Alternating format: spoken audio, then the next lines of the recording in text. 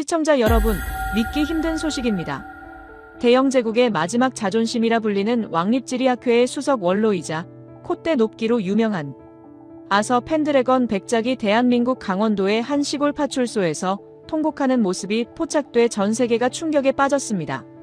그는 평생을 인간에게는 급이 있다고 믿어온 사람이었습니다. 고대 이집트의 노예들이 만든 지도와 조선의 족보를 연구하며 현대 사회의 평등은 허상이라고 비웃던 그였죠. 그런 그가 실종 72시간 만에 구조된 직후 본국으로의 이송을 거부하며 한국 경찰의 바짓가랑이를 붙잡고 내뱉은 첫마디는 학계를 발칵 뒤집어 놓았습니다. 그는 떨리는 손으로 자신의 30억 원짜리 고대지도 컬렉션을 쓰레기통에 처박으며 이렇게 외쳤다고 합니다. 내가 평생 연구한 지도는 쓰레기였다. 한국인들은 모두가 황제처럼 살고 있었다. 도대체 이 나라는 어떻게 5,000년의 신분제를 단 50년 만에 없애버린 것인가? 도대체 강원도의 험준한 산맥 속에서 무슨 일이 있었던 걸까요? 위성도 터지지 않는 절체절명의 순간 그가 목격한 것은 단순한 한국의 기술력이 아니었습니다. 그것은 그가 평생 신봉해온 계급론을 산산조각낸 한국인 특유의 어떤 행동 때문이었습니다. 오만한 영국 귀족을 무릎 꿇리고 급기야 한국으로 귀화를 결심하게 만든 충격적인 사연. 한국인들만 모르는 우리의 위대함이 지금 밝혀집니다. 본격적인 이야기 시작 전 좋아요와 구독을 눌러주시면 영상 제작에 큰 힘이 됩니다. 그날 새벽 저는 런던 히드로 공항의 VIP 라운지에서 수행원들에게 소리를 지르고 있었습니다. 그때까지만 해도 저는 몰랐습니다. 제가 그토록 무시했던 동방의 작은 나라가 제 인생의 지도를 송두리째 바꿔놓게 될 줄은 말입니다. 안녕하십니까? 존경하는 한국의 시청자 여러분. 그리고 어쩌면 이 영상을 보고 계실 전 세계의 지리학도 여러분. 제 이름은 아서 펜드래건입니다. 영국 런던의 유서 깊은 첼시 지역에서 나고 자랐으며 왕립지리학회의 종신회원이자 대영제국 훈장을 수여받은 늙은 지리학자입니다. 제 성에서 짐작하셨겠지만 저는 아서 왕의 전설을 간직한 가문의 후예라는 긍지를 평생의 갑옷처럼 두르고 살아온 사람입니다. 제가 지금부터 하려는 이야기는 단순한 조난기가 아닙니다. 이것은 지도라는 종이 한 장에 세상을 가두려 했던 한 오만한 늙은이가 지도 밖으로 걸어나와 진짜 세상을 마주하게 된 처절한 참회록입니다. 저는 평생을 경계에 집착했습니다. 땅과 바다의 경계, 문명과 야만의 경계, 그리고 무엇보다 지배하는 자와 지배받는 자의 경계 말입니다. 제가 한국행 비행기에 몸을 싣게 된 결정적인 계기도 바로 그 경계에 대한 호기심 때문이었습니다. 대영 박물관 수장고 깊은 곳에서 저는 토리노 파피루스라 불리는 고대 이집트의 지도를 연구하고 있었습니다. 기원전 1150년 람세스 4세 시절에 만들어진 그 지도는 놀라울 정도로 정교했습니다. 단순히 길을 그린 것이 아니라 암석의 종류에 따라 검은색, 붉은색, 갈색으로 색깔을 달리하여 입체적인 지질 정보를 담고 있었죠. 위성도 GPS도 없던 3000년 전 어떻게 이런 싱크로율 99%의 지도를 만들 수 있었을까요? 학계에서는 미스터리라고 했지만 저는 답을 알고 있었습니다. 그것은 바로 공포와 계급의 힘이었습니다.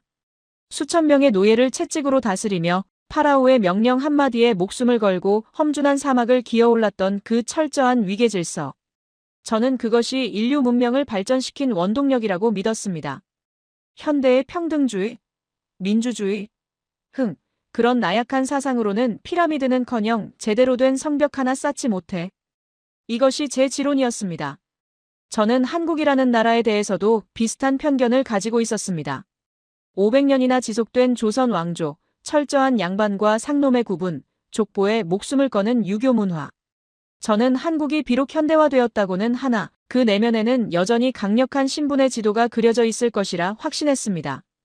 그리고 그 전근대적인 위계 질서가 어떻게 21세기의 한강의 기적이라는 고속 성장을 가능케 했는지 제 눈으로 확인하고 논문으로 증명하고 싶었습니다. 인천공항에 도착했을 때 저는 첫 번째 문화 충격을 받았습니다. 하지만 그것은 감동이라기보다는 불쾌함에 가까웠습니다. 공항은 지나치게 쾌적했고 모든 시스템은 소름 끼칠 정도로 빨랐습니다. 입국 심사대의 직원은 저를 권위적인 눈빛으로 내려다보는 대신 신속하고 정확하게 그러나 사무적인 친절함으로 저를 통과시켰습니다.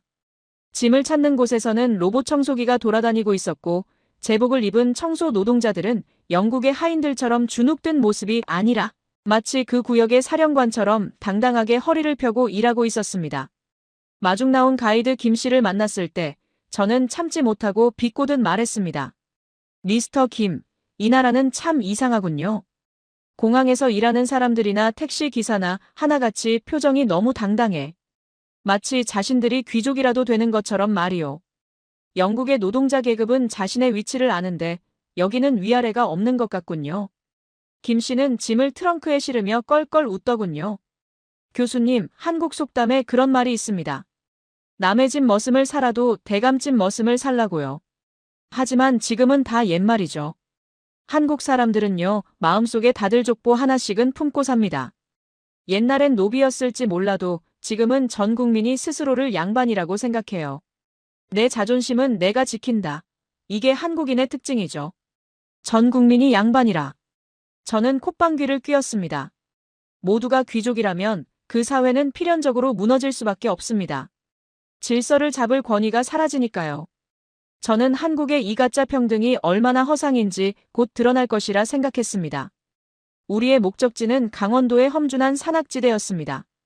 차가 서울을 벗어나 고속도로를 달리자 창밖으로 한국의 지형이 드러났습니다. 국토의 70%가 산이라는 말은 들었지만 직접 본 풍경은 예상을 뛰어넘었습니다. 뾰족하게 솟은 화강암 봉우리들, 뱀처럼 휘감아 도는 능선들. 하지만 더 놀라운 것은 그 산들을 거침없이 뚫고 지나가는 도로망이었습니다. 교수님, 저기 보세요. 저 터널 하나 뚫는데 5년이 걸렸습니다. 한국은 산을 넘는 게 아니라 산을 뚫어서 길을 만듭니다. 김 씨의 자랑에 저는 심드렁하게 대답했습니다. 자연을 훼손하는군. 우리 영국에서는 자연의 선을 지키기 위해 우회로를 택하네. 한국인들은 너무 조급해. 그 빨리빨리 정신이 언젠가 큰 사고를 칠 걸세. 목적지인 산 입구에 도착했을 때 시간은 오후 1시를 넘기고 있었습니다. 저는 트렁크에서 제 보물들을 꺼냈습니다. 1920년대에 제작된 황동 나침반, 그리고 제가 어렵게 구한 1980년대 한국의 군사작전용 정밀 지도였습니다. 김 씨가 최신형 스마트워치와 GPS 추적기를 건네주려 했지만 저는 단호하게 거절했습니다. 넣어두게. 나는 인공위성이 보내주는 신호 따위에 의지해서 길을 찾는 아마추어가 아니야. 지리학자의 본질은 독도법과 직관이지. 기계는 배터리가 나가면 고철덩어리지만 이 지도는 영원하다네. 하지만 교수님, 이 지도는 40년 전 겁니다. 한국은 1년이면 강산이 변한다고 해요. 길이 없어졌거나 지형이 바뀌었을 수도 있습니다. 게다가 오늘 오후 늦게 비 소식이. 걱정 말게. 내가 몽골의 고비 사막과 알프스 산맥을 이 나침반 하나로 횡단한 사람이네. 자네는 차에서 편하게 대기하게나. 내 발로 직접 그 암석지대를 확인하고 올 테니. 저는 김 씨의 만류를 뒤로하고 산길로 접어들었습니다. 초반의 산행은 상쾌했습니다. 한국의 가을산은 마치 불타는 듯한 단풍으로 옷을 갈아입고 있었습니다. 런던의 우중충한 회색빛과는 차원이 다른 원색의 향연이었죠. 저는 중간중간 멈춰서서 지도를 확인했습니다. 등고선은 정확했고 계곡의 위치도 지도와 일치했습니다. 꺼봐, 40년 전 지도라도 산은 변하지 않아. 한국인들이 호들갑을 떠는 거지. 저는 제 판단에 우쭐해하며 인적이 드문 샛길로 깊숙이 들어갔습니다. 그러나 자연은 오만한 인간을 가장 먼저 심판한다고 했던가요? 오후 3시가 넘어가자 갑자기 맑았던 하늘이 거짓말처럼 어두워지기 시작했습니다.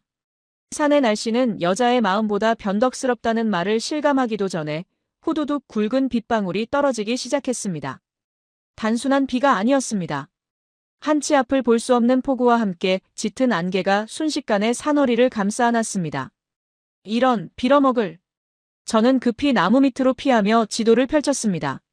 하지만 앞불싸, 방수 처리가 되지 않은 옛날 종이 지도는 빗물에 젖어 잉크가 번지기 시작했습니다. 등고선이 뭉개지고 계곡의 위치를 표시한 선들이 흐릿해졌습니다. 당황한 저는 나침반을 꺼내 들었지만 바늘이 빙글빙글 돌며 북쪽을 잡지 못했습니다. 이곳의 지반이 강한 자성을 띤 철광석 지대라는 사실을 낡은 지도는 알려주지 않았던 것입니다. 그때부터 지옥이 시작되었습니다. 길이라고 믿고 들어선 곳은 덩굴이 우거진 낭떠러지였고 40년 전 지도에 표시된 약수터는 이미 말라비틀어진 흙구덩이였습니다. 한국이 지난 40년간 치산 녹화 사업으로 얼마나 울창한 숲을 만들어냈는지, 그 때문에 옛날의 지형지물이 얼마나 완벽하게 덮여버렸는지 저는 몰랐던 것입니다. 허둥지둥 길을 찾던 저는 젖은 낙엽을 밟고 미끄러졌습니다. 으악! 비명과 함께 제 몸은 가파른 비탈길을 굴러떨어졌습니다. 날카로운 바위와 나뭇가지가 제 옷을 찢고 살을 파고들었습니다. 한참을 구르다 멈췄을 때 왼쪽 발목에서 격심한 통증이 밀려왔습니다. 발목이 부러진 것입니다. 정신을 차려보니 저는 깊은 골짜기 바닥에 처박혀 있었습니다. 빗줄기는 더욱 거세져 체온을 앗아갔고 주변은 이미 어둠에 잠겨가고 있었습니다. 저는 떨리는 손으로 재킷 안주머니에 넣어둔 최신형 스마트폰을 꺼냈습니다. 김 씨가 비상용이라며 억지로 챙겨준 것이었죠. 하지만 화면에 뜬 것은 야속한 메시지뿐이었습니다. 노 서비스, 서비스 불가. 이럴 수가. 런던 한복판에서도 터지는 게 왜 여기선 안 되는 거야? 저는 절규하며 폰을 바닥에 던질 뻔했습니다. 세계 최고의 IT 강국이라던 한국에서 통신이 두절되는 오지가 있다는 사실에 배신감마저 들었습니다. 나중에 알게 된 사실이지만 그곳은 군사작전 지역 인근이라 전파가 차단된 특수구역이었습니다. 밤이 되자 공포는 실체가 되어 다가왔습니다. 어디선가 들려오는 짐승의 울음소리, 뼛속까지 파고드는 추위.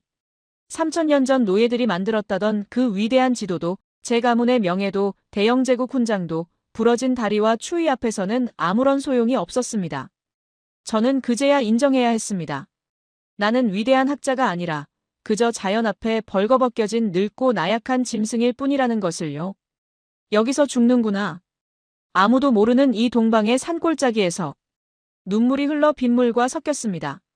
그때 제 머릿속을 스치는 기억이 있었습니다. 어릴 적 할아버지가 제게 해주셨던 말씀이었습니다. 아서, 진정한 지도는 종이 위에 있지 않단다. 길을 잃었을 때 비로소 보이는 것들이 진짜 지도야. 살아야겠다는 본능이 꿈틀거렸습니다. 저는 부러진 나뭇가지를 지팡이 삼아 퉁퉁 부은 발목을 끌며 어둠 속을 기어가기 시작했습니다. 김 씨가 했던 말, 한국 산에는 어디에나 사람이 있습니다라는 말을 주문처럼 되뇌면서요. 얼마나 기어갔을까요? 제 눈앞에 기적처럼 희미한 불빛이 나타났습니다. 환각인가 싶어 눈을 비볐지만 그것은 분명 인공적인 불빛이었습니다. 산 중턱에 위태롭게 매달린 듯 서 있는 허름한 컨테이너 박스.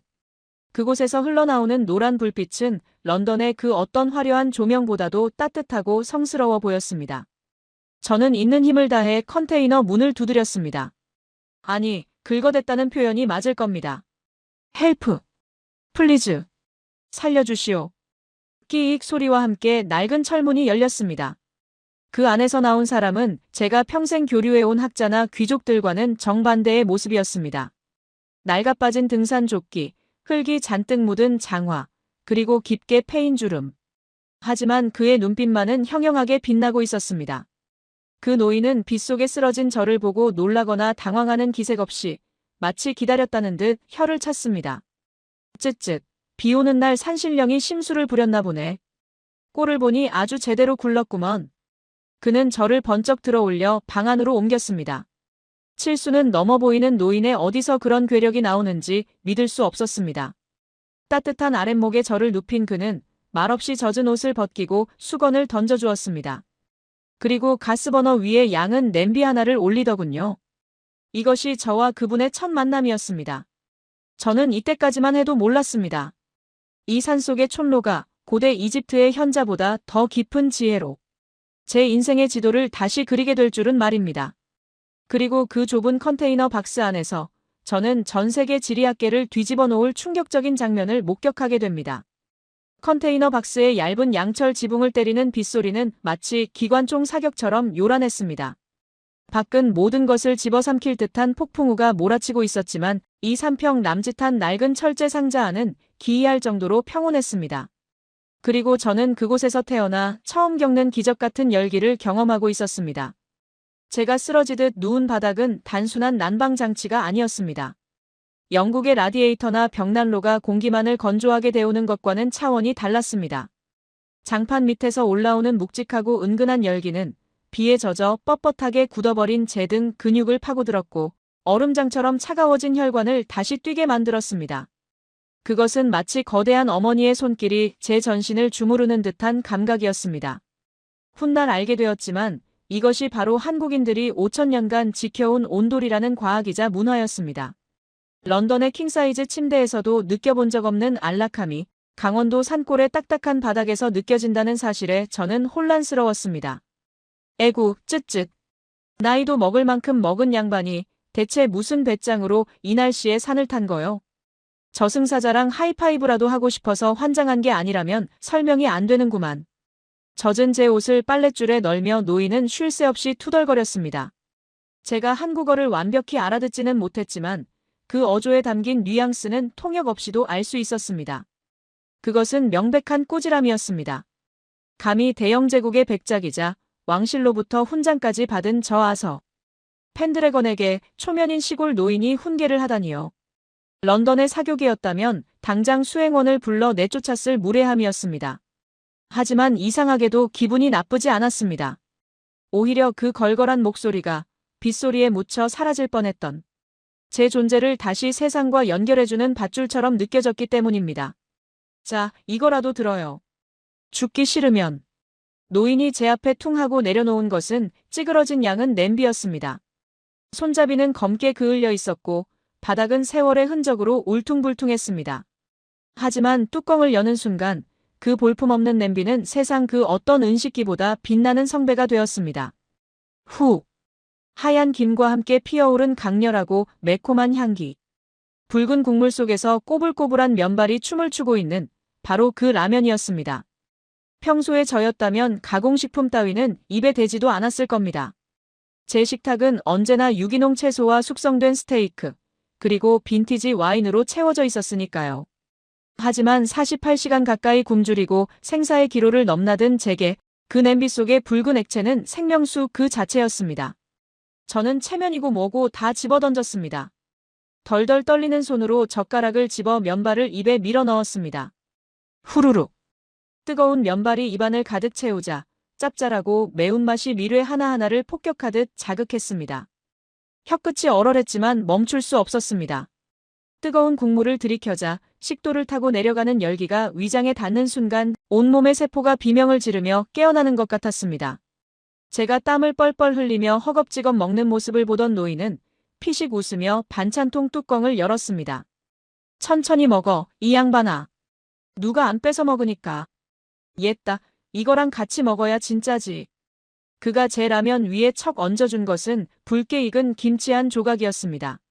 저는 김치가 맵고 냄새나는 발효 음식이라는 편견을 가지고 있었습니다. 하지만 라면 국물과 어우러진 김치의 아삭한 식감과 산미는 마치 오케스트라의 지휘자처럼 맛의 균형을 완벽하게 잡아주었습니다. 탄수화물과 나트륨, 그리고 캡사이신의 폭발적인 조화. 미슐랭 3스타 레스토랑의 셰프들도 흉내낼 수 없는 생존의 맛이었습니다. 냄비 바닥까지 싹싹 긁어먹고 나자 노인은 종이컵에 누런 액체를 담아 무심하게 건넸습니다. 이게 한국의 위스키요. 한 잔 쭉 들이켜. 달달하면서도 고소한 향. 그것은 한국의 직장인들이 연료처럼 마신다는 믹스커피였습니다. 설탕과 프림, 커피 가루가 황금 비율로 섞인 그 싸구려 커피를 한 모금 마시는 순간 머리가 핑 돌 정도의 당분이 뇌로 공급되자 비로소 흐려졌던 이성이 또렷하게 돌아왔습니다. 카페인과 당분의 완벽한 이중주. 저는 그제야 런던의 서재가 아닌 한국의 낯선 산속에 살아남아 있다는 안도감에 긴 한숨을 내쉬었습니다. 정신을 차린 저는 비로소 저를 구해준 은인을 제대로 관찰할 수 있었습니다. 칠순이 훌쩍 넘어 보이는 그는 러닝셔츠 차림이었는데 드러난 팔과 어깨의 근육은 그가 평생을 거친 노동으로 단련해온 사람임을 증명하고 있었습니다. 그의 손은 마디가 굵고 손바닥은 마치 나무 껍질처럼 굳은 살이 박혀 있었습니다. 감사합니다. 선생님. 덕분에 살았습니다. 저는 서툰 한국어로 고개를 숙였습니다. 그러자 노인은 손사래를 쳤습니다. 선생님은 무슨 얼어 죽을. 그냥 김씨라고 불러. 이 동네 돌 던지면 맞는 게 김씨니까. 그는 자신을 그저 김씨라고 소개하며 퉁퉁 부어오른 제 발목을 턱하니 잡았습니다. 악! 가만히 있어봐. 발목이 아주 떡이 됐구만. 병원 가려면 날 밟고 헬기 떠야 할 텐데 그때까지 이러고 있으면 다리 영영 못 쓰게 돼. 그는 구석에서 낡은 공구함을 꺼내더니 알 수 없는 약초 냄새가 나는 검은 연고와 붕대 그리고 튼튼한 나뭇가지 2개를 가져왔습니다. 저는 본능적으로 몸을 움츠렸습니다. 위생적이지 않은 환경, 검증되지 않은 민간요법. 서양 의학을 신봉하는 저로서는 공포스러운 상황이었습니다. 저기, 미스터 김, 그냥 놔두시는 게. 내일 엑스레이를 찍고. 시끄러워. 내가 월남전 정글에서 사우디 사막에서 자네 같은 놈들 수십 명은 업고 뛰었어. 의사 나부랭이 오기 전에 응급처치 안에서 다리 자른 놈도 봤고. 내 손이 엑스레이고 MRI야. 그의 눈빛이 너무나 강렬해서 저는 입을 다물 수밖에 없었습니다. 월남전? 사우디? 제 머릿속에서 혼란이 일었습니다. 이 산골 노인이 전쟁터와 중동 건설 현장을 누비던 베테랑이란 말인가? 그의 손놀림은 거침이 없었습니다. 투박해 보이는 손이었지만 제 발목뼈의 위치를 확인하는 손끝은 놀라울 정도로 섬세하고 예리했습니다. 자, 숨 크게 들이마셔. 하나, 둘, 셋. 우두둑. 으악. 비명과 함께 눈앞이 번쩍했습니다. 하지만 신기하게도 그 극심한 통증은 10초를 넘기지 않았습니다. 뼈가 제자리를 찾은 듯 욱신거림이 거짓말처럼 잦아들었습니다. 그가 능숙하게 부목을 대고 붕대를 감는 솜씨는 런던의 정형외과 전문의보다 더 빠르고 확실했습니다. 그것은 교과서에서 배운 지식이 아니라 피와 땀이 흐르는 현장에서 몸으로 체득한 생존의 기술이었습니다. 치료를 마친 노인은 담배 한 대를 입에 물더니 벽을 멍하니 바라보았습니다. 안도감과 함께 잠이 쏟아지려는 찰나 저는 노인의 시선이 머무는 곳을 따라가다 소스라치게 놀라 눈을 번쩍 떴습니다. 벽에 걸린 낡은 달력 뒷면. 그곳에는 검은색 사인펜으로 거칠게 그린 그림 한 장이 붙어 있었습니다. 처음에는 손자들의 낙서인 줄 알았습니다. 하지만 평생 지도를 연구해온 제 눈썰미가 그 그림 속에 담긴 엄청난 정보를 포착하는 데는 1분도 걸리지 않았습니다. 그것은 이산 일대의 지형도였습니다. 하지만 평범한 지도가 아니었습니다. 위성 지도에는 나오지 않는 바위의 미세한 균열, 비가 오면 물이 고이는 웅덩이의 위치, 바람이 휘감아 도는 골짜기의 길목, 심지어 계절에 따라 약초가 자라는 포인트까지 기호로 표시되어 있었습니다. 축척도 방위 표시도 없었지만 그것은 제가 가진 40년 전 군사 지도나 최신 GPS 데이터보다 훨씬 더 살아있는 정보를 담고 있었습니다. 저 그림, 어르신이 그리신 겁니까? 저는 부들부들 떨리는 손가락으로 벽을 가리켰습니다. 노인은 담배 연기를 길게 내뿜으며 시큰둥하게 대답했습니다. 아, 저거. 송이버섯 따러 다니려면 길을 알아야 하니까 대충 그려놓은 거야. 멧돼지 다니는 길도 피해야 하고. 머리가 나빠서 자꾸 까먹으니까. 대충 그렸다고요? 저것은 지리학 박사인 제가 봐도 감탄이 나올 만큼 완벽한 실전 지도였습니다. 3000년 전 이집트의 기술자들이 수많은 측량을 통해 만들었던 지도를 이 노인은 오직 자신의 2발과 경험만으로 그려낸 것입니다. 그 순간 저는 망치로 머리를 얻어맞은 듯한 충격을 받았습니다. 저는 평생 지도가 권력과 지식의 산물이라고 믿었습니다. 책상 위에서 펜대를 굴리는 엘리트들이 만드는 것이라고요. 하지만 제 눈앞에 있는 이 볼품없는 종이 한 장이 제 오만을 비웃고 있었습니다. 자네, 지도 공부한다는 양반이 그것도 모르나? 지도는 종이에 있는 게 아니야. 땅은 발로 읽는 거고 길은 땀으로 만드는 거지. 노인은 불을 끄며 툭 내뱉었습니다. 어둠 속에서 그 말은 마치 고대 현자의 잠언처럼 제 가슴을 후벼 팠습니다. 얼굴이 화끈거려 견딜 수가 없었습니다. 저는 그날 밤 30억 원짜리 고대지도 컬렉션을 가진 제가 라면 냄비와 믹스 커피, 그리고 달력 뒷장에 그린 지도 하나를 가진 이 노인보다 얼마나 가난한 사람인지 뼈저리게 깨달았습니다. 하지만 충격은 여기서 끝이 아니었습니다. 날이 밝고 비가 그치자 저를 구조하기 위해 도착한 사람들의 모습을 보며 저는 한국이라는 나라가 가진 진짜 무서움을 목격하게 됩니다. 그것은 단순히 기술이 좋아서가 아니었습니다. 전 세계 어디에서도 볼 수 없는 한국인 특유의 어떤 광기 어린 정성 때문이었습니다. 다음 날 아침 무거운 눈꺼풀을 들어올렸을 때 저는 제가 천국에 와 있는 줄 알았습니다. 밤새 컨테이너 박스가 찢겨나갈 듯 포효하던 폭풍우는 거짓말처럼 사라져 있었습니다. 문틈으로 스며드는 아침 햇살은 눈이 시릴 만큼 투명했고 비에 씻긴 강원도의 첩첩산중은 마치 수묵화처럼 신비로운 운물을 휘감고 있었습니다. 런던의 눅눅하고 회색빛 도는 아침과는 차원이 다른 태초의 순수함을 간직한 풍경이었습니다. 하지만 그 고요하고 성스러운 아침의 평화는 곧 닥쳐올 거대한 문명의 소음에 의해 산산조각 났습니다. 웅웅웅웅, 윙윙윙.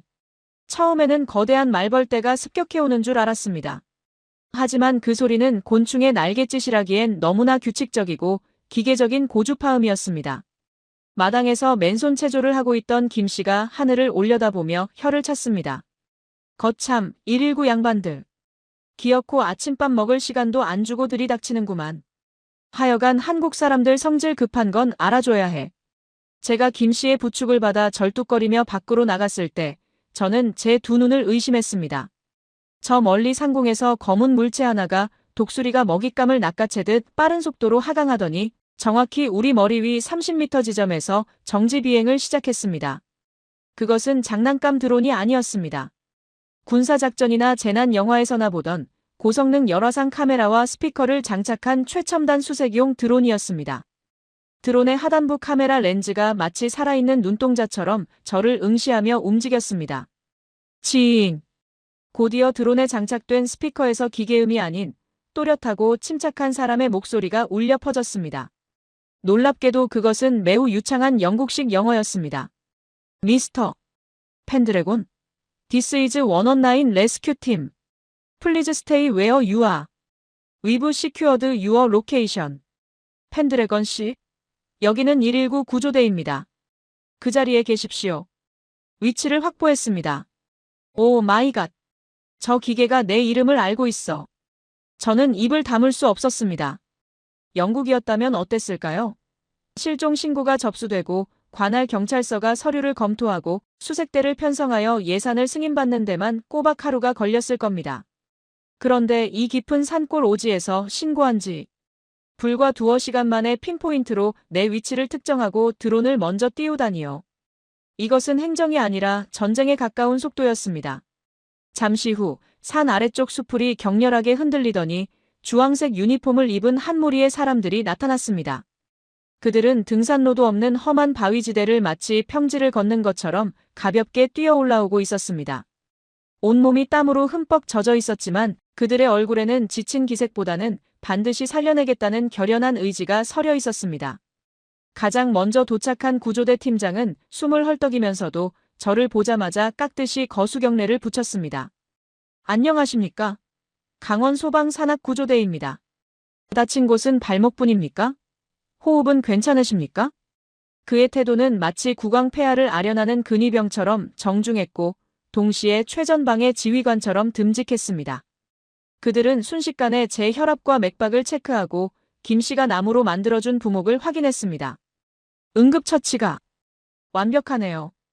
혈류도 막히지 않았고 고정도 확실합니다. 이대로 헬기 이송 가능하겠습니다. 구조대 팀장은 저를 보며 안도한 뒤 옆에 서 있던 김씨를 향해 모자를 벗고 90도로 허리를 숙였습니다. 어르신 신고해 주셔서 정말 감사합니다. 어르신 덕분에 골든타임을 지켰습니다. 그러자 김씨는 쑥스러운 듯 손사래를 치며 투덜거렸습니다. 아, 됐고.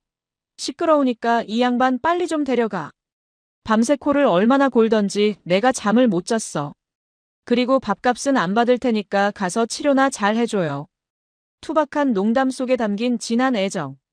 그리고 제복 입은 공무원이 허름한 차림의 노인에게 보내는 진심 어린 존경. 저는 그 짧은 순간에 한국 사회를 지탱하는 정과 예의라는 보이지 않는 사회적 자본을 목격했습니다. 곧이어 엄청난 굉음과 함께 머리 위로 구조 헬기가 나타났습니다. 로프에 매달려 헬기로 끌어올려지는 순간 저는 발 아래 펼쳐진 한국의 풍경을 조감하게 되었습니다. 그리고 그 순간 저는 전율했습니다. 어제까지만 해도 저를 죽일 듯이 가로막았던 그 험준한 산맥들. 하지만 하늘에서 내려다본 풍경은 전혀 달랐습니다. 첩첩산중 깊은 골짜기 사이사이로 거미줄처럼 촘촘하게 뻗어있는 문명의 혈관들이 보였습니다. 어떤 산골 마을에도 어김없이 연결된 아스팔트 포장도로. 산맥을 가로지르며 전기를 나르는 거대한 송전탑의 행렬. 그리고 사람이 살지 않을 것 같은 봉우리마다 굳건하게 서 있는 통신 기지국들. 제가 가진 40년 전 군사지도에는 접근 불가 혹은 공백으로 표시되었던 곳들이 지금은 빽빽한 데이터와 에너지의 네트워크로 연결되어 있었습니다. 이것은 단순한 개발이 아니었습니다. 국토의 어느 한 구석, 국민의 단 한 명도 소외시키지 않겠다는 국가의 집요하고도 무서운 의지가 만들어낸 거대한 회로 기판 같았습니다. 이 나라는 산을 정복한 것이 아니라 산과 함께 살아가기 위해 혈관을 심었구나. 헬기 내부로 옮겨지자마자 구조대원은 제게 산소 마스크를 씌워주며 따뜻한 담요를 덮어주었습니다. 헬기는 흔들림 없이 안정적으로 비행하고 있었습니다. 그런데 문득 현실적인 걱정이 머리를 스쳤습니다. 영국이나 미국에서 사설 헬기 구조를 요청하면 그 비용은 수천, 아니 수만 파운드, 한화 수천만 원에 달합니다. 여행자 보험으로 커버가 될지 확신할 수 없었습니다. 저는 떨리는 목소리로 옆에 앉은 대원에게 물었습니다. 저기, 이 헬기 비용은 얼마나 청구됩니까? 제가 지금 신용카드가 없어서. 소음 때문에 잘 들리지 않았지만 제 입모양을 읽은 대원은 눈웃음을 지으며 영어로 또렷하게 대답했습니다. No charges, sir. It represents the heart of Korea. 청구되지 않습니다, 선생님. 이건 한국의 마음입니다. 와, 프리? 무료라고요? 국가가 위급한 사람의 생명을 구하는데 계산기를 두드릴 수는 없으니까요. 세금은 이럴 때 쓰라고 있는 겁니다. 안심하십시오. 망치로 뒤통수를 3개 얻어맞은 기분이었습니다. 자본주의의 최첨단을 달리는 나라라고 생각했던 한국이 생명 앞에서는 그 어떤 복지, 국가보다 더 강력한 인본주의를 실현하고 있었습니다. 사람의 목숨값에는 계급도 국경도 없다. 이것이 한국 시스템의 대전제였던 것입니다. 저는 헬기의 진동 속에서 제가 그토록 찬양했던 고대 이집트의 지도가 얼마나 초라한지 뼈저리게 느꼈습니다. 파라오의 권력만을 위해 존재했던 그 지도와 달리 한국의 지도는 길 잃은 외국인 노인 한 명을 위해 헬기를 띄우는 모두를 위한 지도였습니다. 30분도 채 되지 않아 헬기는 강릉의 한 대형 병원 옥상 헬리포트에 부드럽게 착륙했습니다. 저는 거기서 또 한 번의 문화 충격, 아니 미래 충격을 받게 됩니다. 제가 상상했던 시골 지방 병원의 수준을 아득히 뛰어넘는 마치 SF 영화 세트장 같은 풍경이 저를 기다리고 있었기 때문입니다. 엘리베이터 문이 열리고 응급실로 들어서는 순간 파란 수술복을 입은 수많은 의료진이 저를 에워쌌습니다. 하지만 그들의 움직임은 돗대기 시장처럼 혼란스럽지 않았습니다. 마치 정밀한 스위스 시계의 톱니바퀴처럼 혹은 잘 훈련된 오케스트라처럼 정교하게 맞물려 돌아가고 있었습니다. 환자 도착, 바이탈 정상, 정형외과 전문의 호출 완료, 영상의학과 대기 중. 이동식 침대가 복도를 미끄러지듯 달려가는 동안 저는 천장을 바라보며 멍하니 생각했습니다. 혹시 나도 모르는 사이에 한국의 귀빈 VIP 대우를 받고 있는 건가? 영국에서는 왕실 가족이나 억만장자가 아니면 응급실에서 이런 속도의 대우를 받을 수 없습니다. 일반 시민은 접수하고 의사를 만나는 데만 몇 시간을 대기해야 하니까요. 하지만 고개를 돌려보니 옆 침대에 누운 평범한 한국 할머니도 공사장에서 다쳐서 온 외국인 노동자도 그리고 저도 똑같은 속도와 똑같은 정성으로 치료를 받고 있었습니다. 이곳은 속도의 평등이 지배하는 공간이었습니다. 잠시 후 말끔하게 가운을 입은 중년의 의사가 다가와 제 발목을 살펴보다가 모니터에 뜬 3D 엑스레이 사진을 유심히 들여다보았습니다. 그의 표정이 심각해지자 저는 덜컥 겁이 났습니다. 혹시 김 씨의 야매 시술? 이 뼈를 상하게 한 건 아닐까? 선생님, 산속에서 어떤 노인분이 억지로 맞춘 건데 문제가 있습니까? 의사는 고개를 갸웃거리더니 감탄사를 내뱉었습니다. 아니요, 그 반대입니다. 퍼펙트 리덕션, 완벽한 정복이에요. 뼈가 어긋나지 않고 마치 자를 댄 것처럼 정확하게 제자리를 찾았습니다. 신경 손상도 전혀 없고요. 덕분에 수술할 필요 없이 깁스만 하면 되겠습니다. 의사는 저를 보며 흥미롭다는 듯 덧붙였습니다. 이거 보통 솜씨가 아닌데요? 혹시 정형외과 명의교수님이 은퇴하고 산에 들어가신 거 아닙니까? 요즘은 제야의 고수들이 병원보다 낫다니까요. 저는 그제야 안도의 한숨을 내쉬며 어젯밤 어둠 속에서 김 씨가 했던 말을 떠올렸습니다. 내 손이 엑스레이고 MRI야. 그 말은 노인의 허세가 아니었습니다. 한국이라는 나라는 도대체 어떤 나라란 말입니까? 산속에 이름 없는 노인은 의술의 고수이고 소방관은 특수부대원이며 지방병원은 세계 최고 수준의 장비와 시스템을 갖추고 있습니다. 이 나라는 평균치가 너무 높다. 이것이 제가 내린 결론이었습니다. 모든 처치가 끝나고 쾌적한 1인실 병실로 옮겨졌을 때 벽걸이 TV에서는 뉴스 속보가 흘러나오고 있었습니다. 그리고 저는 그 화면을 보고 소스라치게 놀라 침대에서 벌떡 일어날 뻔했습니다. 화면 하단에 붉은 자막으로 속보. 영국 지리학계 거장아서 펜드래건 강원도에서 극적 구조라는 문구가 지나가고 있었기 때문입니다. 하지만 제가 놀란 것은 제 이름 때문이 아니었습니다. 앵커의 뒤로 보이는 자료 화면. 그것은 제가 평생을 바쳐 연구한 이집트 지도와 한국의 어떤 고지도를 비교하는 영상이었습니다. 저는 떨리는 손으로 통역 앱을 켜서 뉴스 내용을 확인했습니다. 고대 이집트의 지도가 파라오의 권력을 과시하기 위한 지배의 지도였다면 조선의 지리학자 김정호가 만든 대동여 지도는 백성들이 길을 잃지 않게 하기 위해 만든 상생의 지도였습니다. 오늘 구조된 펜드래건 교수는 한국의 산속에서 그 사람을 향한 지도의 힘을 직접 체험했을 것입니다. 쾅! 머릿속에서 거대한 종이 울리는 것 같았습니다. 제가 평생 찾아 헤매던 지도의 진정한 의미. 그것이 바로 저 앵커의 멘트 속에, 그리고 저를 구해준 헬기 속에, 김 씨의 투박한 손길 속에, 병원의 시스템 속에 녹아 있었습니다. 사람을 지배하기 위한 지도가 아니라 사람을 살리기 위한 지도. 그때 병실 문이 조용히 열리며 뜻밖의 손님이 찾아왔습니다. 바로 어제 저를 산 입구에 내려주었던 가이드 김 씨였습니다. 그는 헬쑥해진 얼굴로 과일 바구니를 든 채 울먹이며 들어왔습니다. 아이고 교수님, 제가 죽을 죄를 지었습니다. 끝까지 말렸어야 했는데. 몸은 좀 어떠십니까? 저는 김 씨의 손을 꽉 잡으며 고개를 저었습니다.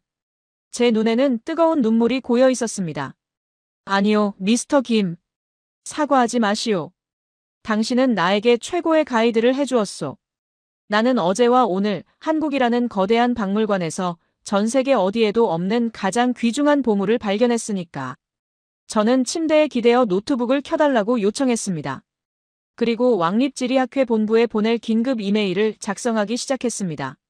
손가락은 떨렸지만 머릿속은 그 어느 때보다 명료했습니다. 이메일의 제목은 다음과 같았습니다. 긴급 보고 우리가 알던 지도는 모두 틀렸다. 인류의 미래를 확인하고 싶다면 지금 당장 한국으로 오라. 하지만 제 깨달음이 완성되기 위해서는 아직 마지막 하나의 퍼즐 조각이 더 필요했습니다. 그것은 바로 한국인들이 이토록 완벽한 시스템과 타인을 가족처럼 여기는 평등 의식을 갖게 된 근본적인 원인, 즉 역사적 DNA에 관한 것이었습니다. 그리고 그 비밀은 퇴원 며칠 후 제가 우연히 방문한 한국의 한족보 박물관에서 충격적인 형태로 풀리게 됩니다. 퇴원 수속을 밟는 날 아침이었습니다. 제 왼쪽 다리에는 최신 소재로 만든 가볍고 튼튼한 깁스가 감겨 있었지만 제 가슴 속에는 그보다 훨씬 무겁고 거대한 질문 하나가 납덩이처럼 매달려 있었습니다. 그것은 바로 제가 지난 72시간 동안 목격했던 한국이라는 나라의 불가사의한 정체성에 관한 것이었습니다. 산속의 노인이 보여준 생존의 지혜, 119 구조대의 군사작전을 방불케 하는 신속함, 그리고 병원에서 경험한 차별 없는 의료 시스템. 이 모든 현상의 밑바닥에 흐르는 공통된 정신적 뿌리는 과연 무엇일까? 저는 이 답을 찾지 않고서는 도저히 영국으로 돌아갈 수 없었습니다. 저는 주치의와 대사관 직원의 만류를 뿌리치고 당장 런던행 비행기 표를 취소했습니다. 그리고 짐을 챙겨 들고 로비에서 기다리던 가이드 김 씨에게 말했습니다. 미스터 김, 차를 대전으로 돌려주시오. 나는 한국 족보박물관에 가야겠소. 김 씨는 어이없다는 듯 혀를 찼습니다. 아니 교수님, 다리도 성치 않은 양반이 무슨 쾌쾌 묵은 족보 타령입니까? 호텔 가서 쉬시다가 공항 가시는 게 상책입니다. 거긴 볼 것도 없어요. 하지만 제 고집을 꺾을 수는 없었습니다. 저는 직감했습니다. 이 나라의 최첨단 기술과 시민의식 뒤에는 반드시 그것을 지탱하는 역사적인 DNA가 존재할 것이라고 말입니다. 고속도로를 달려 박물관으로 향하는 동안 저는 창밖으로 스쳐 지나가는 평범한 한국 사람들의 얼굴을 유심히 관찰했습니다. 논밭에서 일하는 농부, 휴게소에서 라면을 먹는 트럭 운전사, 갓난아기를 업고 가는 젊은 엄마. 그들의 표정에는 하나같이 묘한 당당함과 여유가 서려 있었습니다. 박물관에 들어서자마자 저를 압도한 것은 퀴퀴한 종이 냄새가 아니었습니다. 그것은 수만 권에 달하는 방대한 기록의 숲이 뿜어내는 기였습니다. 영국에도 가문의 문장이나 혈통을 기록하는 문장은 칼리지 오브 암스라는 곳이 있습니다. 하지만 그곳은 철저하게 상위 1% 귀족들만의 성역입니다. 평민들은 자신의 증조 할아버지가 누구인지, 어디서 왔는지조차 모르는 경우가 허다하며 알려고 하지도 않습니다.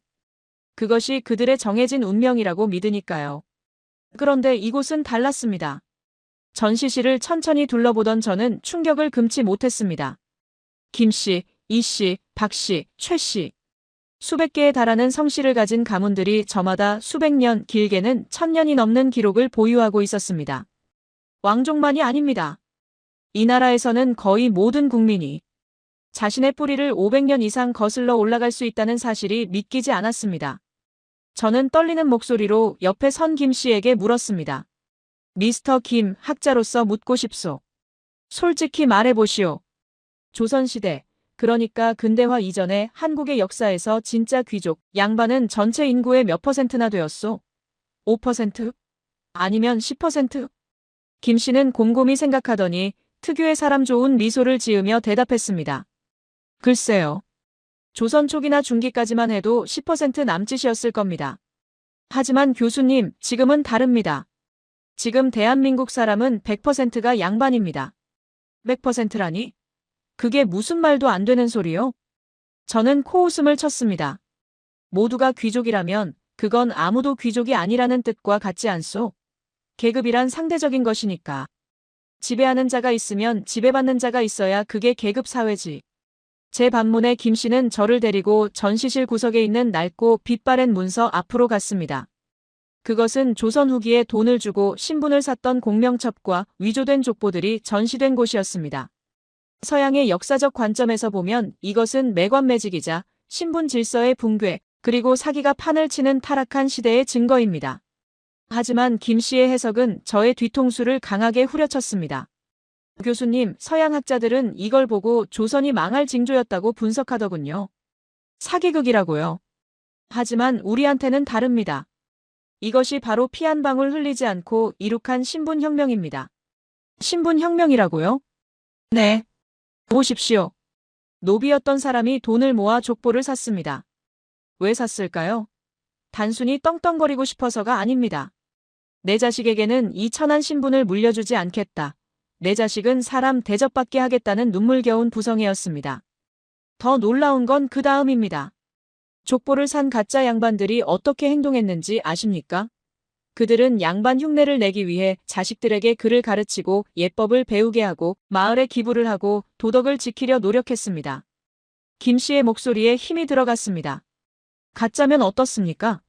그 과정을 통해 전 국민이 스스로를 뼈대 있는 가문의 후손이라고 믿게 되었고 진짜 양반보다 더 양반처럼 행동하게 되었습니다.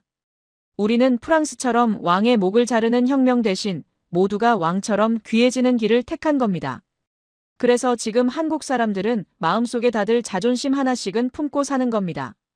남의 집 머슴을 살아도 마음만은 대감이라는 거죠. 저는 그 자리에서 얼어붙고 말았습니다. 머릿속에 안개가 걷히는 기분이었습니다. 제가 한국에 도착한 첫날, 인천공항의 청소부 아주머니가 저를 보며 주눅 들지 않고 환하게 웃던 이유. 택시기사가 자신의 직업에 자부심을 갖고 저에게 한국의 역사를 설명하던 이유. 그리고 119 구조대원들이 외국인인 저에게 보여준 그 깍듯한 예우. 그 모든 행동의 원천은 바로 내면의 귀족성이었습니다. 한국인들은 타인에게 비굴하게 굴지 않는 것을 조상의 명예를 지키는 일이라고 생각하고 타인을 하대하지 않는 것을 양반의 도덕이라고 무의식 중에 학습해온 것입니다. 이것은 전 세계 유례가 없는 양반의 민주화였습니다. 충격은 거기서 멈추지 않았습니다. 박물관 출구 쪽에서 저는 마침내 제가 찾던 마지막 퍼즐 조각, 아니 제 인생의 연구를 뒤집어 엎을 결정적인 증거를 마주했습니다. 그것은 바로 김 씨가 산속 컨테이너에서 말했던 종이에 있지 않은 지도의 원형, 고산자. 김정호의 대동여지도 목판본 실물이었습니다. 유리관 너머로 보이는 그 지도는 제가 연구했던 이집트의 지도와는 근본부터 설계 사상이 달랐습니다. 파라오의 지도는 황금 광산을 찾고 노예를 감시하기 위해 만든 권력과 착취의 지도였습니다. 하지만 김정호의 지도는 달랐습니다. 그는 국가의 지원은커녕 핍박을 받으면서도 오직 자신의 두 발로 전국을 누비며 지도를 그렸습니다. 왜 그랬을까요? 왕을 위해서가 아니었습니다.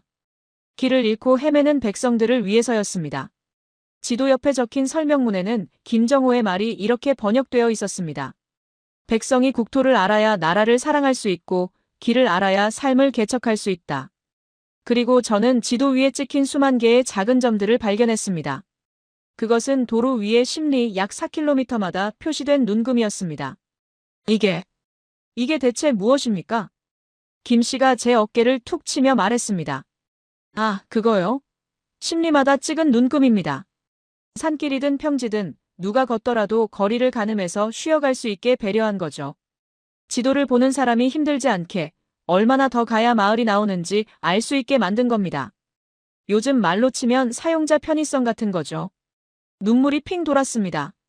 150년 전 위성도 없던 시절에 만들어진 지도에 담긴 이 세심한 배려. 이것은 지리학적 정보가 아니라 인간에 대한 사랑이었습니다. 119 구조대가 헬기를 띄우고 드론을 날려 저를 찾았던 이유, 산속에 김 씨가 40년 전 군사지도보다 더 정확하게 산길을 꿰뚫고 있었던 이유, 그리고 병원이 돈보다 생명을 우선시했던 이유. 그 모든 것이 이 지도 한 장에 압축되어 있었습니다. 한국인들에게 지도는 통치 수단이 아니라 사람과 사람을 잇는 핏줄이었고 서로를 살리는 상생의 플랫폼이었던 것입니다. 저는 그 앞에서 한참 동안 말을 잇지 못하고 서 있었습니다. 제가 평생 자랑스럽게 여겨왔던 대영 제국의 귀족 자귀가 한없이 부끄러워졌습니다. 우리는 혈통을 지키기 위해 담장을 높이 쌓고 그들만의 리그를 만들어 평민들을 배제했습니다. 하지만 이 작은 나라 한국은 정반대의 길을 택했습니다. 담장을 허물고 족보를 개방하고 지도를 배포하여 모두가 주인이 되는 세상을 만들었습니다. 그날 밤 대전의 호텔로 돌아온 저는 잠들지 못하고 노트북을 켰습니다. 그리고 런던의 동료 교수들에게 보낼 편지의 마지막 문단을 떨리는 손으로 작성했습니다. 친애하는 제임스, 자네는 아직도 우리가 서구 문명의 정점이라고 믿고 있겠지. 하지만 나는 이곳에서 인류의 미래를 보았네. 그것은 하늘을 나는 자동차나 인공지능 로봇 같은 기술적인 것이 아니야. 바로 5천만 명의 국민 모두가 스스로를 왕처럼 귀하게 여기고 타인을 왕처럼 섬기는 거대한 품격의 사회였네. 우리가 잃어버린 기사도 정신이 지구 반대편 이 나라의 골목길마다 살아 숨쉬고 있었어. 나는 내 남은 인생을 이 위대한 나라의 비밀을 연구하는 데 바치려 하네. 이제 이야기는 마지막 결말을 향해 갑니다. 한국을 떠나기 전 저는 김 씨에게 제 감사함을 표하기 위해 작은 선물을 준비했습니다. 하지만 그 과정에서 저는 또 한 번 한국인 특유의 전 세계 어디에서도 볼 수 없는 충격적이고도 가슴 뭉클한 정문화를 경험하게 됩니다.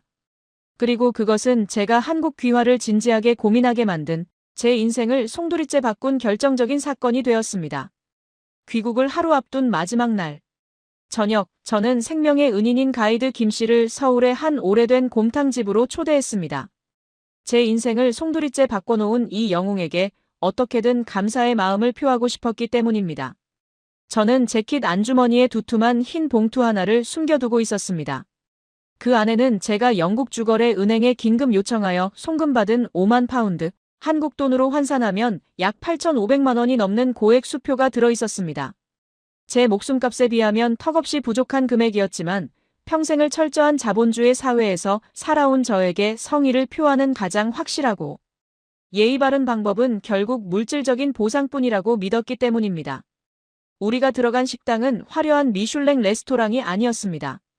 김 씨가 뜨끈한 국물로 몸보신이나 하자며 데려간 곳은 30년 된 뚝배기 그릇들이 달그락거리고 구수한 고기 냄새가 진동하는 서울 골목길의 허름한 노포였습니다. 후루룩. 캬. 김 씨는 뚝배기 가득 담긴 뽀얀 국물을 들이키며 연신 감탄사를 내뱉었습니다. 저도 깍두기 국물을 부어 붉어진 국물을 한 숟가락 떠먹었습니다. 뜨거운 액체가 식도를 타고 내려가며 며칠간 긴장으로 굳어있던 위장을 부드럽게 어루만져 주었습니다. 식사가 거의 끝나갈 무렵 식당 안에 소음이 잦아들고 밖에는 어둠이 깔리기 시작했습니다. 저는 지금이야말로 타이밍이라고 생각했습니다. 심장이 쿵쾅거렸습니다. 저는 떨리는 손으로 안주머니에서 흰 봉투를 꺼내 테이블 중앙으로 조심스럽게 밀었습니다.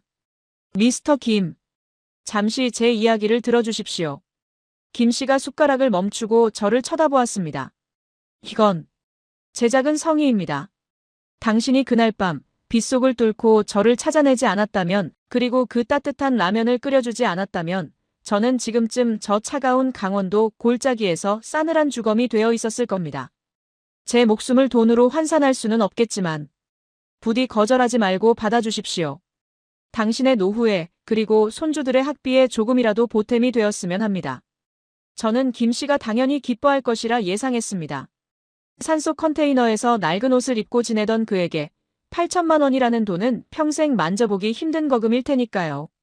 어쩌면 그가 눈물을 흘리며 고마워할지도 모른다고 거만한 자선가처럼 상상했습니다. 하지만 김 씨의 반응은 제 예상을 보기 좋게 빗나갔습니다. 아니, 산산조각 냈습니다. 봉투를 본 김 씨의 표정이 굳어졌습니다. 사람 좋은 미소는 온데간데 없고 미간에는 깊은 주름이 패였습니다.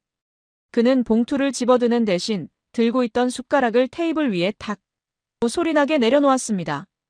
그 둔탁한 소리가 식당 안의 공기를 얼어붙게 만들었습니다. 이봐요, 펜드래건 씨. 지금 날 뭘로 보는 거요? 네. 아니, 저는 그저 순수한 감사의 표시로. 거두쇼. 당장. 그는 봉투를 손등으로 거칠게 밀어내며 낮지만 단호한, 마치 산속의 호랑이처럼 위험 있는 목소리로 말했습니다. 내가 돈 몇 푼 받자고 그 밤중에 비 맞아가며 산을 탄 줄 아시오? 사람 목숨이 그깟 종이 쪼가리로 계산이 됩니까? 우리 한국에서는 물에 빠진 사람 건져놓고 보따리 내놓으라고 안 합니다. 그리고 더 중요한 건 말이오. 그는 제 눈을 똑바로 응시하며 덧붙였습니다. 친구끼리는 돈 계산하는 거 아닙니다. 밥 한 끼 사주면 됐지. 무슨 놈의 수표야 수표는. 이거 도로 가져가서 영국 갈 때 비행기 표나 1등석으로 끊어가쇼. 친구. 저는 멍해졌습니다. 망치로 머리를 얻어맞은 것 같았습니다. 대영제국의 백작이자 저명한 학자인 저와 강원도 산골에 이름 없는 약초꾼인 그가 친구라니요. 국적도 언어도 살아온 환경도 사회적 지위도 모든 것이 다른 우리가 어떻게 친구가 될 수 있단 말입니까? 하지만 김 씨의 눈빛은 진심이었습니다. 그 눈빛에는 제가 평생 사교계에서 보아왔던 가식이나 계산이 단 1%도 섞여 있지 않았습니다. 그 순간 저는 깨달았습니다. 제가 내민 것은 돈이었지만 그가 저에게 준 것은 모욕이 아니라 동등한 인격체로서의 존중이었다는 것을 말입니다. 그는 저를 구해준 대상이 아니라 함께 밥을 먹는 벗으로 대우하고 있었습니다. 부끄러움에 얼굴이 화끈거려 쥐구멍에라도 숨고 싶었습니다. 제가 고개를 숙이고 봉투를 다시 집어넣으려 하자 김 씨는 식탁 아래에서 부스럭거리는 검은 비닐봉지 하나를 꺼냈습니다. 시장에서 흔히 볼 수 있는 쭈글쭈글하고 볼품없는 검은 봉지였습니다. 그거 집어넣고 대신 이거나 가져가쇼. 영국 가면 밥도 맛없고 날씨도 우중충해서 뼈마디 쑤신다면서 몸 허할 때 다려 먹어요. 이게 뭡니까? 저는 의아해하며 봉지를 열어보았습니다. 그 안에는 흙이 잔뜩 묻은 이끼에 쌓인 기괴한 모양의 식물 뿌리 3개가 들어있었습니다. 겉보기엔 그저 마른 나무 뿌리 같았습니다. 산삼이요. 그것도 뇌두가 살아있는 50년 넘은 놈들이지. 산삼이라뇨? 와일드 진생 말입니까? 그래요. 내가 그날 교수님 찾으러 갔다가 길 잃은 멧돼지 피해서 들어간 골짜기에서 운 좋게 발견한 건데. 이게 부르는 게 값이라지만 내 눈엔 교수님 살리라고 산신령이 점지해 준 것 같아서 주는 거요. 돈으로 따지면 당신이 준 그 수표보다 이게 더 비쌀지도 모르지. 저는 손이 떨려 봉지를 제대로 들고 있을 수조차 없었습니다. 그는 제가 준 8천만 원을 거절하고 오히려 값을 매길 수 없는 귀한 약초를 제게 내어주었습니다. 서양의 교환 가치로는 도저히 설명이 안 되는 상황이었습니다. 아니, 미스터 김. 이걸 왜 저에게? 이걸 파시면 큰 돈이 될 텐데. 거참 말이 많네. 먹고 아프지 말라니까. 그래야 나중에 또 한국 와서 나랑 소주 한 잔 기울일 거 아니요. 내 친구가 골골대면 내가 마음이 편하겠소? 이것이 바로 한국인들이 말하는 정의라는 것인가요? 계산기를 두드리지 않고 대가를 바라지 않으며 그저 상대방이 건강하고 잘 되기만을 바라는 그 투박하고도 뜨거운 마음. 그것은 서양의 합리주의나 개인주의로는 도저히 해석할 수 없는 숭고한 정신세계였습니다. 저는 제가 가진 5만 파운드가 휴지 조각처럼 가볍게 느껴졌습니다. 그는 돈을 줬지만 저는 마음을 받았습니다. 명백한 저의 패배였습니다. 하지만 충격적인 선물은 거기서 끝이 아니었습니다. 김 씨는 주머니 뒤적거리더니 꼬깃꼬깃하게 4번 접힌 종이 한 장을 더 꺼냈습니다. 그것은 바로 컨테이너 박스벽에 붙어있던 그가 직접 매직으로 그린 손그림 지도였습니다. 그리고 이건 덤이요. 교수님이 지도를 그렇게 좋아해서 40년 전 썩은 지도까지 들고 다닌다길래 주는 거요. 그는 종이를 펴서 제 앞에 놓았습니다. 이게 내 평생 밥벌이 미천인 송이버섯 지도요. 어디 가면 버섯이 많고 어디가 미끄럽고 어디 옹달샘 물맛이 좋은지 다 표시해놨어. 사실 이건 자식한테도 안 주는 건데. 나보다 교수님이 더 필요할 것 같아서. 미스터 김. 이제 그거 보고 다니면 한국산에서 길 잃을 일은 없을 거요. 그러니까 다신 조난당해서 119 양반들 고생시키지 마쇼. 저는 그 꼬깃꼬깃한 지도를 받아들고 끝내 참았던 눈물을 왈칵 터뜨리고 말았습니다. 식당 안에 다른 손님들이 쳐다보았지만 상관없었습니다. 런던의 대형 박물관 유리관 속에 고이 모셔둔 30억 원짜리 파라오의 지도보다 지금 제 손에 들린 고춧가루 국물이 튄 이 종이 쪼가리가 더 무겁고 더 위대하고 더 성스럽게 느껴졌습니다. 이 지도에는 한 인간의 50년 세월과 가족을 먹여 살린 땀과 눈물, 그리고 무엇보다 낯선 이방인을 살리고자 하는 생명 존중의 정신이 고스란히 담겨 있었기 때문입니다. 우리는 식당을 나와 쌀쌀한 밤 공기 속에서 굳은 악수를 나눴습니다. 김 씨의 거칠고 딱딱한 손바닥의 감촉이 제 손을 타고 심장까지 전해져 왔습니다. 잘 가쇼 아서. 내년 가을에 송이버섯 나올 때 또 와. 그때는 라면 말고 진짜 맛있는 자연산 버섯 전골 해줄 테니까. 그는 뒤도 돌아보지 않고 인파 속으로 사라졌습니다. 한국 젊은이들이 쓰는 말로 쿨하다라는 표현이 그보다 더 잘 어울리는 뒷모습은 없을 겁니다. 저는 그가 사라진 방향을 향해 영국 신사가 할 수 있는 가장 정중한 예법을 갖추어 90도로 깊숙이 허리를 숙였습니다. 다음 날 인천국제공항 제2터미널 출국장. 저는 런던행 비행기 티켓을 손에 쥐고 있었지만 발걸음은 탑승구가 아닌 항공사 카운터 옆에 벤치에 머물러 있었습니다. 거대한 유리창 너머로 쉴 새 없이 뜨고 내리는 비행기들을 바라보며 저는 제 인생의 마지막 결단을 내렸습니다. 저는 떨리는 손으로 휴대폰을 꺼내 런던의 왕립지리학 회장에게 국제 전화를 걸었습니다. 여보세요? 회장님, 저 아서입니다. 오, 아석형. 자네 무사한가? 뉴스 보고 얼마나 놀랐는지 아네. 언제 돌아오는가? 자네 환영식을 준비해뒀네. 수화기 너머로 들려오는 반가운 목소리. 하지만 제 목소리는 그 어느 때보다 차분하고 확신에 차 있었습니다. 죄송합니다, 회장님. 저는 런던으로 돌아가지 않겠습니다. 아니, 정확히 말하면 짐을 정리하고 신변을 정리하러 잠시만 들르겠습니다. 그게 무슨 소인가? 돌아가지 않다니? 저는 남은 여생을 이곳 대한민국에서 보내기로 결심했습니다. 귀화 절차를 알아보고 있습니다. 뭐라고? 자네 미쳤나? 대영 제국의 백작이 그 좁은 나라에서 뭘 하겠다는 건가?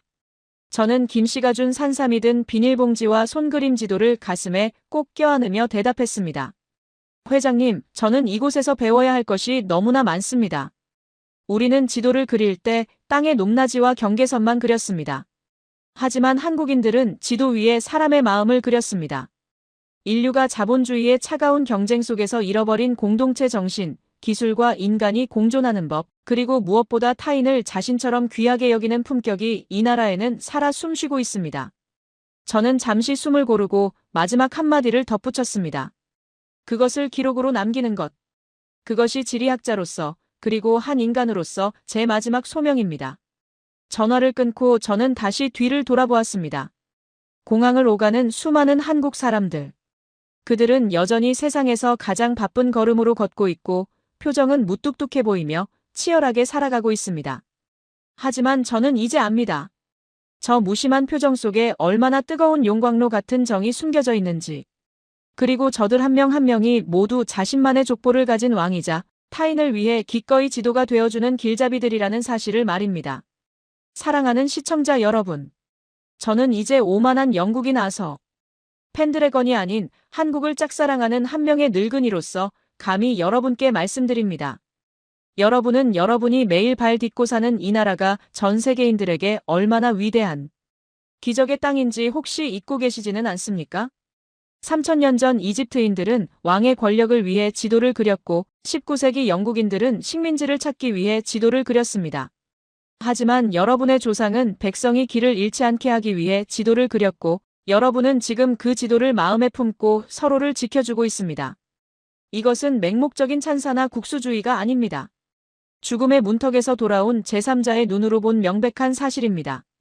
대한민국은 단순히 반도체와 자동차를 잘 만드는 경제대국이 아닙니다. 인류가 앞으로 나아가야 할 정신적 문명의 표준을 제시하는 품격 있는 나라입니다. 저는 곧 한국으로 완전히 이주할 예정입니다.